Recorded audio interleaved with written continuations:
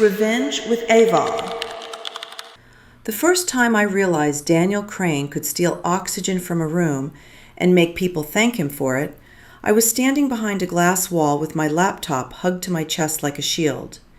He was inside the conference room, smiling at the executives like they were old friends, like he hadn't just gutted half the marketing budget and blamed it on efficiency. I watched him point to my slides on the screen, my projections, my customer data, my strategy map, and call it his vision. Not our team's, not the department's, his. A few people nodded, impressed. A few laughed at his jokes on cue. Nobody looked at me. I stood there in my black blazer, hair pinned back, mouth tight. I could feel my pulse in my throat. Not rage yet, not revenge, just the cold, sour shock of learning the world rewards the person holding the microphone, not the person who built the message. When the meeting ended, he walked out like he owned the hallway. He stopped when he saw me and leaned in like we were sharing a secret. "Beautiful work, Mia," he said, low and smooth. "I told them you're a rock star." He didn't say it in front of them, only in front of the glass wall, where my reflection stared back like a woman I barely recognized. I forced a smile. "Thanks."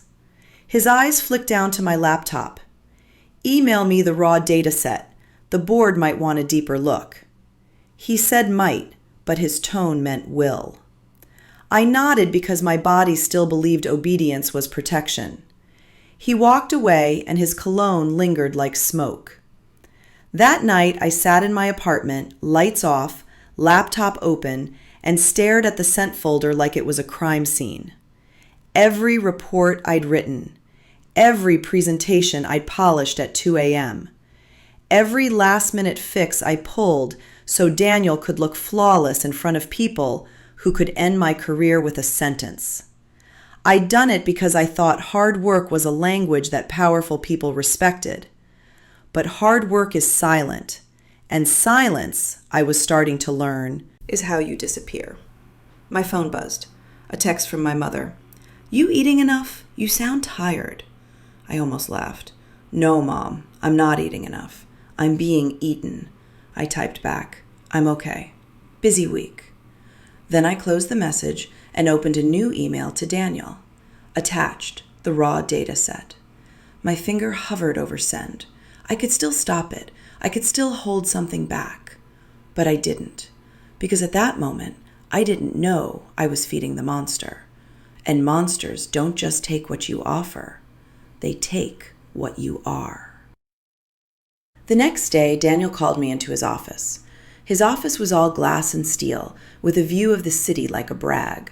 He sat behind his desk with his sleeves rolled up, like he was always mid-hero moment. "Mia," he said, smiling, "close the door." That's how every bad story starts. I closed it. He leaned back, hands folded behind his head. I got great feedback. The board loved the strategy. I waited for the part where he said my name. He didn't. He turned his monitor slightly so I could see an email. It was from HR. Subject line, reorganization and role alignment. My stomach tightened before I even read it. Daniel tapped the screen. "So, here's the thing. They're restructuring. We need to streamline." Streamline was his favorite word. It sounded clean, like a haircut. He continued, "We're creating a new role, Director of Strategic Growth. It'll oversee everything you've been doing." He smiled wider, like he expected applause. "Congratulations," he said. I blinked. "Congratulations to who?" He looked almost amused. "To me. I'm taking it." The room didn't spin. It didn't need to. Something inside me just went very still. I kept my face neutral because women like me learn early that showing emotion in a corporate office is treated like a weakness you can be charged for. "And my role?" I asked. He shrugged, casual. "You'll be moved under the new structure. Senior analyst. Same salary." "Same salary," he said, like I should be grateful. My tongue felt thick. "But I'm already leading these projects."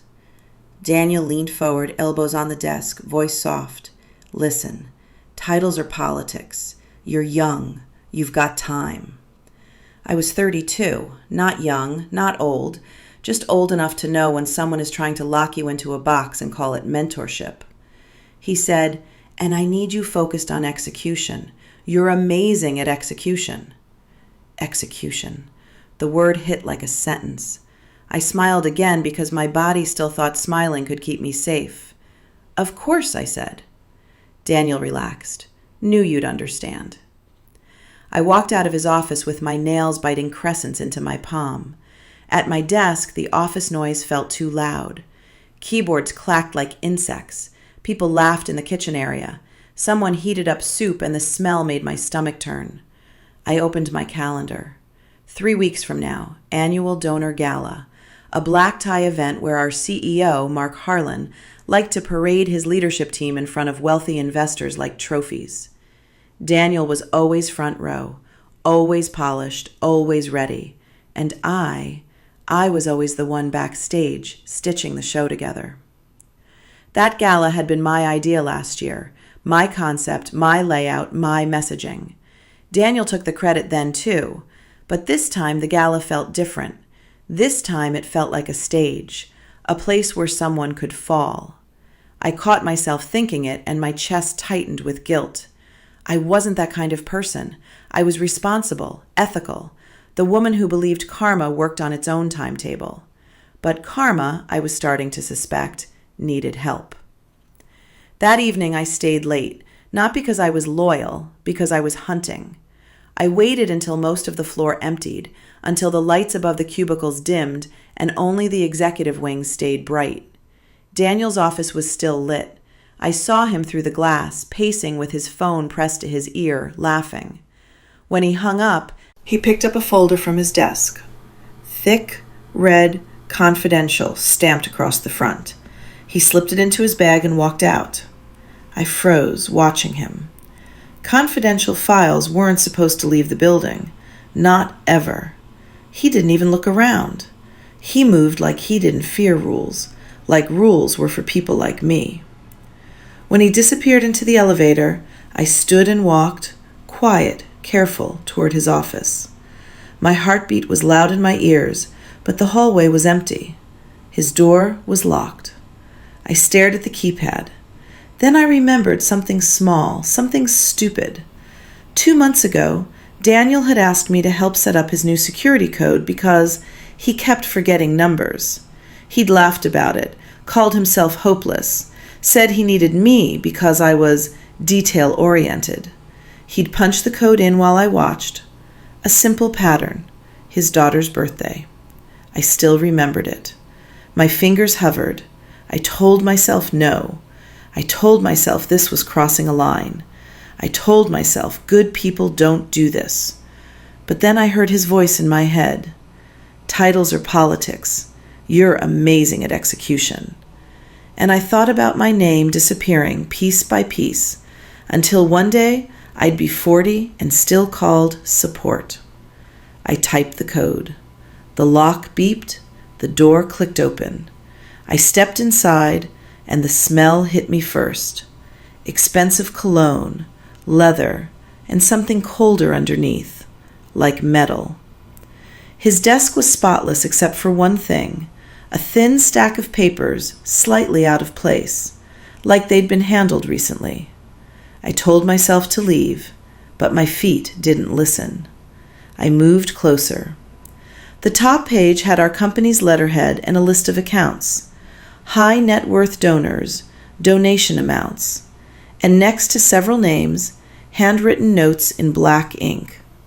Delay receipt, split transfer, route through foundation. My stomach dropped. I didn't understand all of it, but I understood enough to feel a chill crawl up my spine. This wasn't marketing.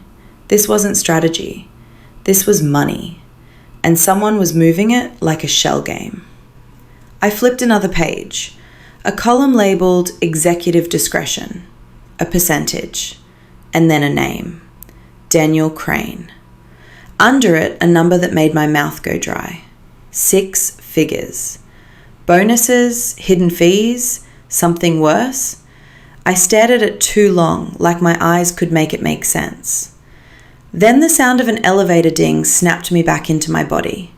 Panic surged. I shoved the papers back exactly how they were, but my hands shook. I moved toward the door, and it opened. Not all the way, just enough for a shadow to slide across the floor. I held my breath so hard my lungs burned. A voice came from the hallway. "Mia?" It was Daniel. My heart slammed against my ribs. He sounded curious, not angry yet, not suspicious enough to be dangerous. I stayed silent. The door opened wider, light spilled in. Daniel stepped in, and for 1 second his face was blank, like a mask before it chooses an emotion. Then his eyes met mine. There it was, that tiny flash of calculation. Not surprise, assessment. Like he was deciding how much trouble I was. "Mia," he said softly, "what are you doing in here?" I swallowed. I left my charger. I thought I might have plugged it in during the meeting. A lie. Thin. Desperate. But Daniel didn't call it out. He smiled. And that smile was worse than anger, because it meant he didn't need truth. He only needed control. He stepped closer, closing the door behind him with a slow, deliberate click.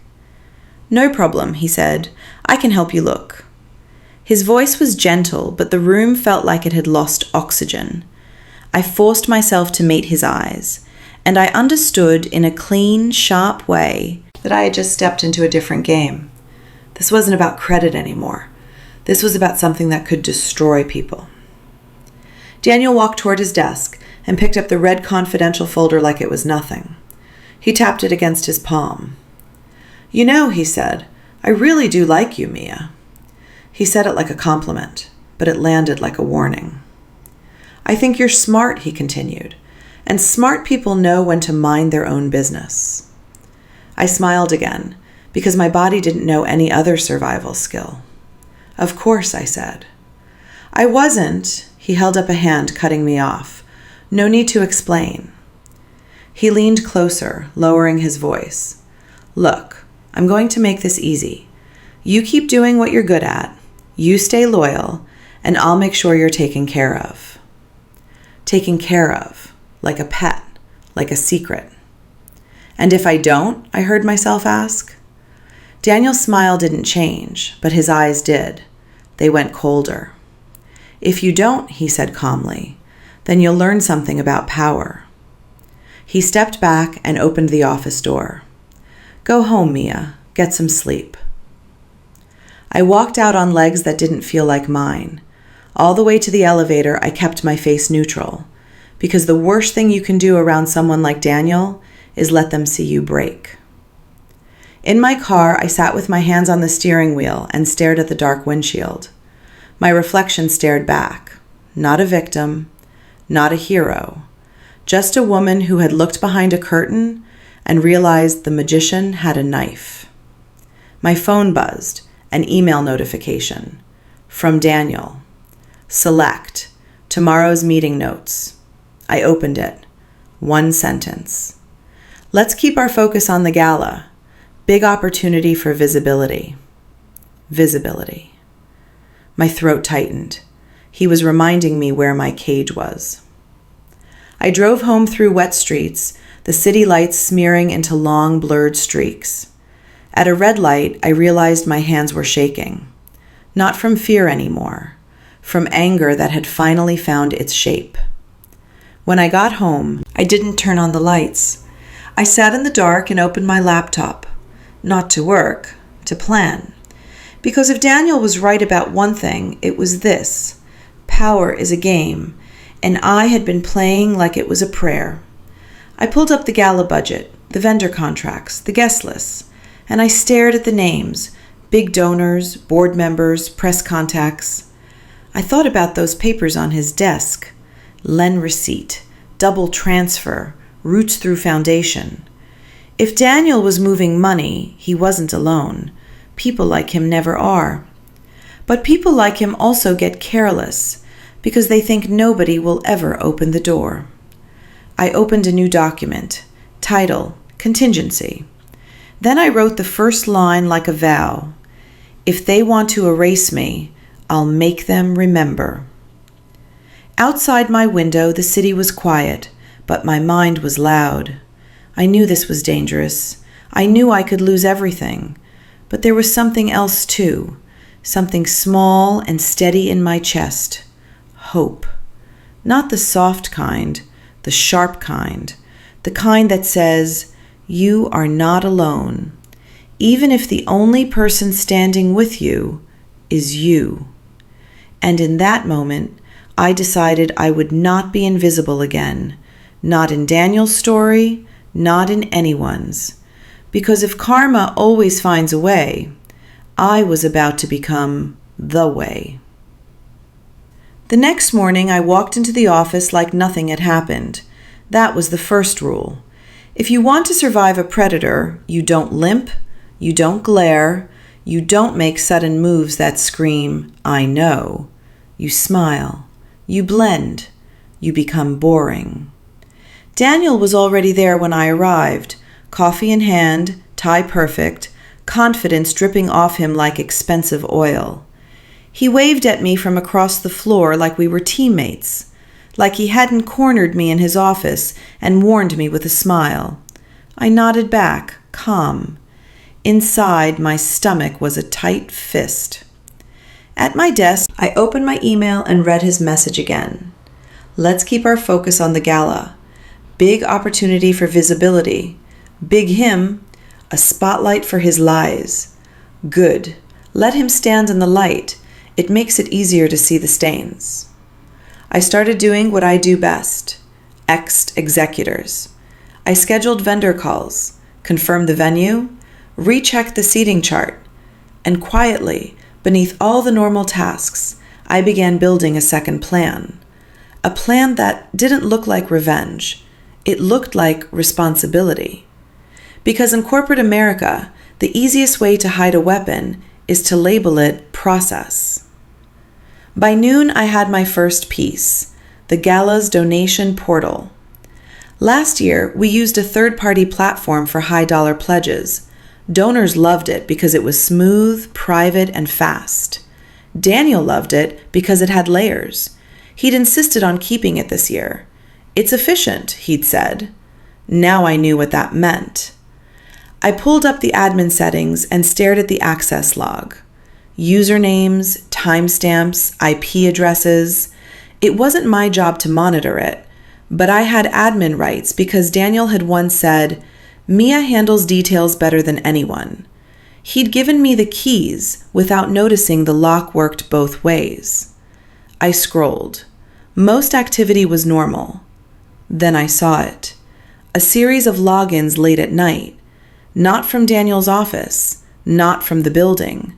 A residential IP, and the username wasn't Daniel's. It was a service account, execportal_2. My throat tightened. I clicked into the account profile, created 3 months ago, authorized by Daniel Crane. Permissions, full access to donor transactions. My pulse slowed into something colder. This wasn't just sloppy. This was deliberate. I screenshot everything. Not one image, not two. A clean trail, timestamps, permissions, authorization records. Then I saved them twice. One copy on an encrypted drive I kept on my keychain. One copy in a private folder inside a cloud account not connected to my work email. The second rule. Never keep your evidence where the thief lives. At 2 p.m., Daniel called a leadership sync in the big glass conference room. I sat at the far end, notebook open, posture perfect, face neutral. Daniel stood at the front like a preacher. We're entering a critical visibility phase, he said. The gala is more than an event. It's our future. His voice was warm, his eyes were sharp. He scanned the room, and when he landed on me, he smiled, like he wanted me to remember the door clicking shut. Now, he continued, I want Mia to walk us through the donor engagement strategy. My donor engagement strategy. He'd turned it into a performance. He wanted me to talk so he could watch my mouth and see if I slipped. I stood. Every eye turned. I felt the heat of their attention and the weight of Daniel's power behind it. I began speaking in short, clear points. Donor segmentation, messaging tone, follow-up sequence. I sounded confident. I sounded calm. And while I spoke, I watched Daniel. He nodded like a proud mentor, but his fingers tapped the table in a steady rhythm. Impatience or nerves. When I finished, applause filled the room. Daniel clapped loudest. Brilliant, he said. This is why we need Mia focused on execution. She's the engine. Engine, not driver, not leader, something you use until it breaks. I smiled, sat down, and wrote a note in my notebook like I was tracking action items. But the note wasn't for work. It was for me. He's rattled. Keep him talking. After the meeting, I went to the break room and poured coffee I didn't want. I stood by the window, staring out at the parking lot, pretending to scroll through my phone. That's when I heard a voice behind me. Hey, Mia? I turned. It was Jenna Carlisle, finance, mid-30s, quiet, smart, the kind of woman who always looked like she was carrying a secret, even when she wasn't. She gave me a small smile. Can we talk? She asked. Not here, her eyes said. My spine tightened. Sure, I said lightly. Walk with me? We took the long way down the hallway, past the empty offices, past Daniel's glass fortress. Jenna waited until we reached the copy room. The door clicked shut. Her shoulders dropped like she'd been holding her breath all morning. I shouldn't say this, she whispered. My mouth went dry. Then don't. Not unless you need to. She looked at me like she was deciding whether I was safe. Then she said, I saw something weird last quarter. My heart didn't race. It steadied. Tell me, I said.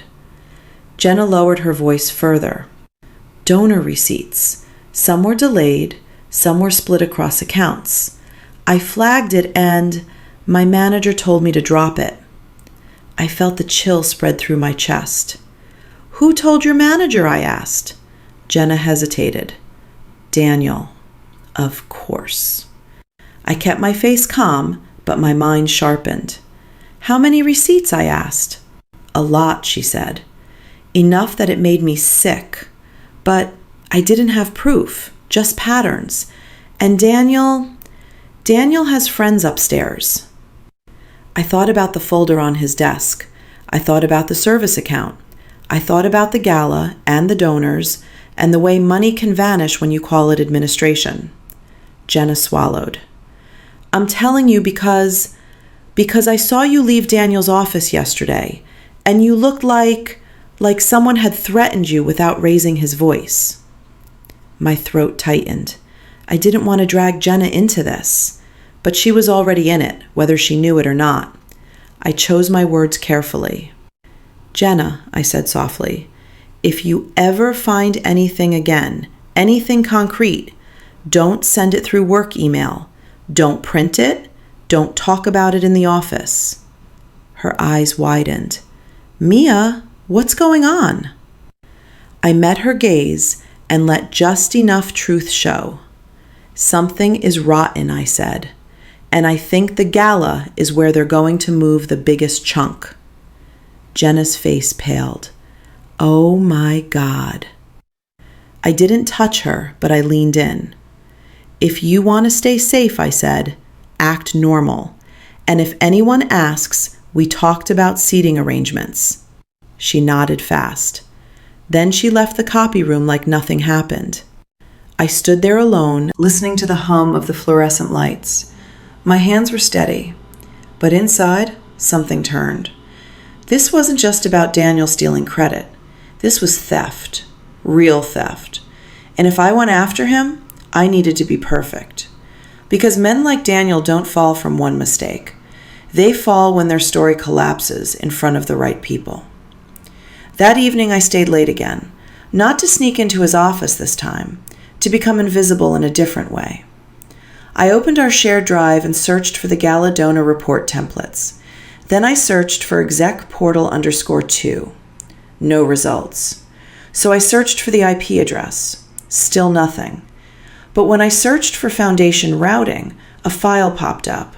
Head in a folder labeled archive _2019. My fingers went cold. I clicked it. A spreadsheet opened. Reporting documents, donation amounts, and in a column marked Final Destination, I saw it. A small private foundation I'd never heard of. Harlan Legacy Foundation. Harlan, as in Mark Harlan, our CEO. My mouth went dry. This wasn't Daniel freelancing. This was tied to the top. I stared at the screen until the numbers blurred. Then I took a breath and forced myself to think like a strategist. If Mark Harlan was involved, Daniel wasn't the villain. He was the knife. Mark was the hand. And if that was true, then reporting it the normal way would be suicide. Because the system wouldn't punish itself. It would punish me. I copied the file, not by dragging it, by taking screenshots. Each tab, each row group, each header, each date stamp. So nobody could say I altered it. Evidence that couldn't be rewritten as misunderstanding. I saved it the same way as before, encrypted drive, private cloud. Then I logged out, wiped my browsing history, and shut down. In the elevator, my reflection in the mirrored wall looked different. Not braver, just awake. At home, I poured a glass of water and didn't drink it. I stood at my kitchen counter, staring at the dark window. The city outside looked peaceful. Like it didn't know what people did behind glass offices. My phone buzzed. A number. I hesitated, then answered. Hello? A man's voice came through, low and careful. Mia Torres? He asked. My stomach tightened. Who is this? A pause. Then, my name is Elliot Park. I'm with the board. My heart stuttered. Box members never called people like me directly.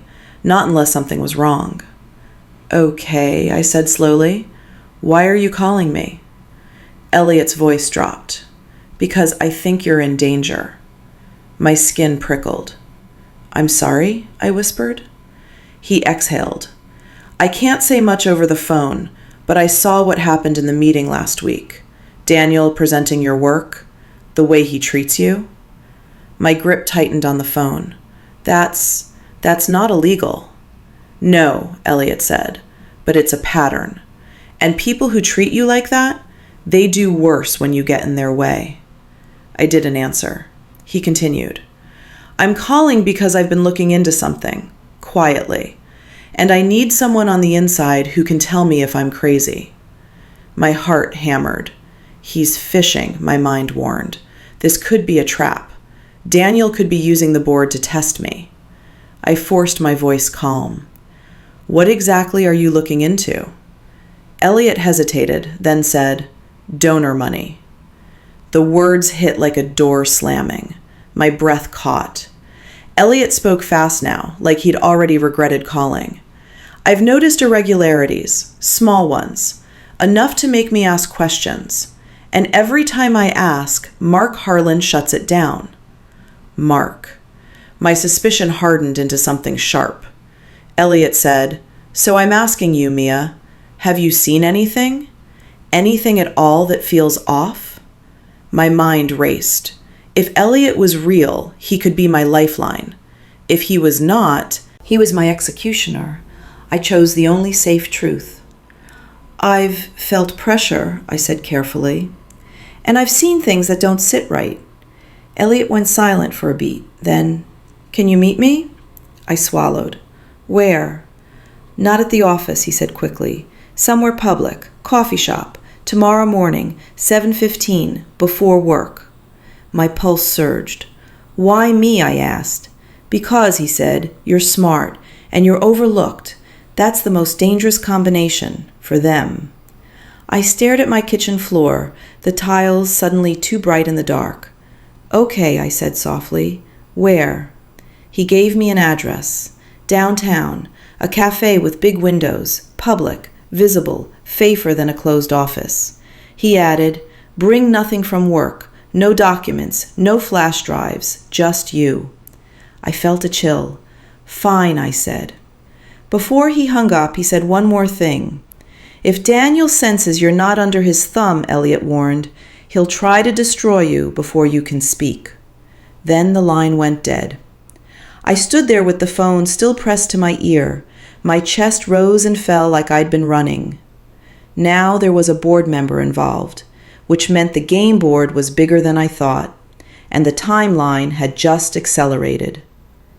The third rule: when powerful people feel exposed, they move fast.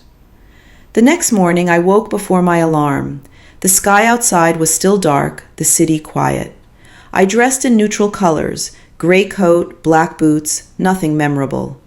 At the cafe, I chose a table near the window, visible. I ordered tea to keep my hands busy. At 7:12, a man walked in wearing a navy coat and scanning the room like he was searching for danger. Elliot Park. He looked younger than I expected, early 40s, clean cut, but his eyes were tired. He spotted me and walked over. "Miss Torres," he said, offering a handshake. His palm was warm, grip firm, real, not a setup, at least not one that felt staged. "Thank you for coming," he said, sitting down. I watched his posture, his tone, the way he looked at the door every few seconds. "Why are you doing this?" I asked. Elliot didn't smile. "Because I used to work for the IRS. My mouth went dry. He leaned forward. "I joined the board because I believed in this company's mission. And now I'm seeing things that look like laundering or embezzlement, or both." My hands tightened around my cup. "I don't have proof," he continued. "Not proof I can use. Mark controls access. Daniel controls the internal narrative. And anyone who asks questions gets reassigned." Reassigned. The word felt familiar. I swallowed. "What do you need from me?" Elliot's eyes held mine. "I need to know where the bodies are buried." My skin prickled. He added quickly, "Metaphorically." I almost laughed, but there was no humor in my throat. "I found something," I said carefully. "A service account with full access to the donor portal, authorized by Daniel. Logins from a residential IP at night." Elliot's jaw tightened. "That's real." "And a spreadsheet," I continued, voice low, "hidden in an archive folder, routing donations through something called the Harlan Legacy Foundation." Elliot went still. The air between us changed. He exhaled slowly, like he just heard the sound of a gun cocking. "Harlan Legacy," he repeated. "So Mark's name is on it." I nodded once. Elliot's eyes hardened. "Then it's not just Daniel, it's top down." I didn't say anything, because he already knew. Elliot leaned in closer. "Mia, do you still have access to those files?" I hesitated, then said, "Yes, for now." "For now," he echoed. "They'll cut you off if they suspect anything." My voice came out small. "So what do we do?" Elliot's gaze was sharp. "We set a trap."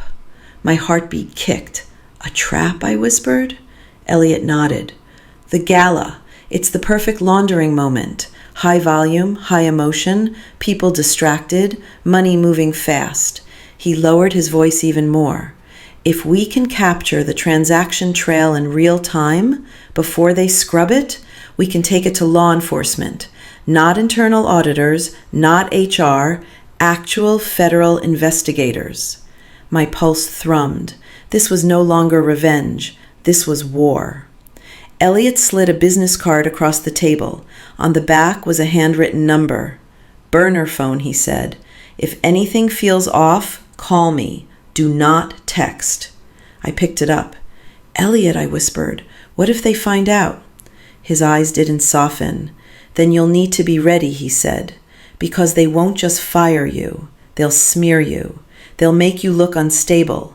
They'll call you a disgruntled employee. They'll ruin your future so nobody believes you. I swallowed hard. He added, but if we do this right, you won't just get your name back. You'll get justice. Justice. That word warmed something in my chest that had been cold for months. But I also felt fear, because justice has a price, and I didn't know if I could afford it. When we left the cafe, Elliot walked out first and scanned the street. Then he nodded for me to go. Act normal, he said. Smile. Be boring. I nodded, but as I walked toward my car, I felt eyes on me. Not one pair, several. I turned my head slightly and saw a black SUV parked across the street, engine running, windows tinted. It hadn't been there when I arrived. My blood went cold. A man inside lifted a phone like he was checking a message, but the lens pointed at me. I kept walking, didn't run, didn't react, because that's what they want. Fear is a confession. When I got to my car, my hands were steady on the handle. I opened the door, got in, and drove away like I had all the time in the world. In my rearview mirror, the SUV pulled out and followed. My heart pounded. Not panic, not yet, but certainty. Daniel wasn't stupid. He'd sensed something, and now he was watching. The gala wasn't 3 weeks away anymore. It was a countdown, and I had just become the clock. I didn't lead the SUV home. That was the first smart thing I did. I took 3 wrong turns, merged onto the freeway, exited early, then cut through a grocery store parking lot and circled back onto a side street. The SUV stayed with me the entire time. Calm, patience, like it knew where this ended. I pulled into a crowded gas station and parked under the brightest lights. The SUV slowed, then kept going. Not today. The message was clear enough. We see you. That night, I didn't sleep. I sat on my couch with the lights off, laptop closed, phone face down, thinking. Because panic wastes time, and time was now my most expensive asset. Daniel knew I'd moved. Maybe not exactly how, maybe not exactly why, but predators don't need proof. They need instinct, and his had just woken up. The next day at work, the atmosphere felt different, quieter, not calm, controlled. People avoided eye contact. Conversation stopped when I walked by. Daniel's glass office door stayed closed all morning. At 10:17 a.m., my system access flickered. Just a half-second delay when I logged into the shared drive. Then again when I opened the donor portal. A test. I emailed IT about a latency issue and CC'd Daniel, casual and polite, paper trail. He replied within minutes. Thanks for flagging. IT's been working on updates. Keep me posted. Keep me posted. Translation? I'm watching. By lunch, my access was still intact, which meant one thing. They weren't ready to cut me loose yet. They needed the gala. So did I. That afternoon, Elliot called from his burner. They're nervous, he said. Mark canceled 2 board dinners. That's not normal. Daniel's watching me, I replied. A pause. Then, good. That means you're still useful. Useful. Funny how that word changes meaning depending on who's holding it. Here's the plan, Elliot said. We let them run the gala exactly how they want. We don't interrupt. We don't warn. We record. Record how? The portal logs, he said. Live capture. We mirror the transactions as they happen. My pulse quickened. I can do that. I know, he said. That's why you're still breathing. Professionally. Dark humor. I appreciated it more than comfort. He continued, but here's the risk. Once the money moves, they'll scrub everything within hours. We'll have a narrow window. And then, Elliot said, we hand it directly to federal investigators. Not internal compliance, not the board, the outside. The kind of people Daniel can't smile his way out of. I stared at my screen, pretending to work while my future rearranged itself. "What happens to me?" I asked quietly. Elliot didn't answer right away. "That depends," he said finally, "on how clean your hands stay." That night, Daniel called me. Not emailed, called. His voice was warm, friendly. "Mia," he said, "just wanted to check in. You've been doing incredible work." I closed my eyes. "Incredible," I echoed. "I'm thinking," he continued, "after the gala, we revisit that director role. There may be flexibility." There it was, the carrot.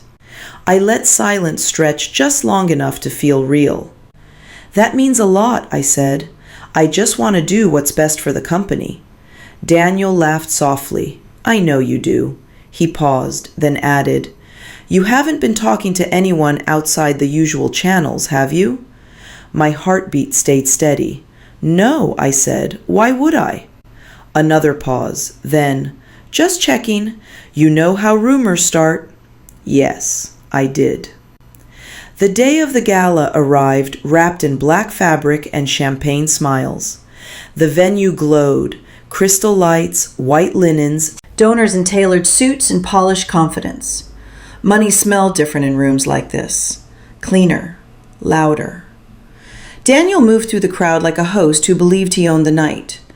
Mark Harlan arrived late, flanked by applause. The king. I stood near the operations table, headset on, clipboard in hand. Invisible. Perfect. At 7:42 p.m., the first major donation hit the portal. $250,000. Clean. Normal. At 7:49, another. $500,000. Then it began. I watched the mirrored log on my tablet as transactions routed. Down receipt. Compransfer. Forward. Routing. Harlan legacy. My fingers stayed still. My face stayed calm. Inside, my chest burned. At 8:15, Daniel stepped up to the podium. He spoke about transparency, integrity, mission. I wondered how many lies a room could hold before the walls started listening. At 8:22, the biggest donation of the night landed. 7 figures. I felt my breath catch. The routing changed mid-process, just like the spreadsheet predicted. I tapped once. Data capture locked. Timestamps recorded. Digital fingerprints everywhere. At 8:24, Elliot's burner vibrated in my pocket. One short buzz. He was watching from the outside feed. They're doing it. I exhaled slowly. At 8:31, Daniel's phone buzzed. I saw his posture change, just slightly. The first crack. At 8:35, Mark left the room. Not announced, just gone. At 8:37, my system access froze. Hard. Red error message. Unauthorized. I didn't react, because I already had what I needed. At 8:40, security approached me. "Mia," one of them said, "Mr. Crane wants to see you." Of course he did. Daniel's office was quiet. Too quiet. He stood by the window when I entered, back to me, city lights painting his silhouette. He didn't offer a chair. "They locked you out," he said casually. "Yes," I replied. "I assumed it. Don't," he cut in. He turned. The smile was gone. "You talked to someone," he said. It wasn't a question. "I do my job," I said. Daniel stepped closer. "You think you're smarter than me?" "No," I said honestly. "I think you're sloppy." His face twitched. "Do you have any idea who you're dealing with?" he hissed. "Yes," I said softly. "That's why I documented everything." The color drained from his face. "You don't have proof," he snapped. "You're a mid-level analyst with a chip on her shoulder."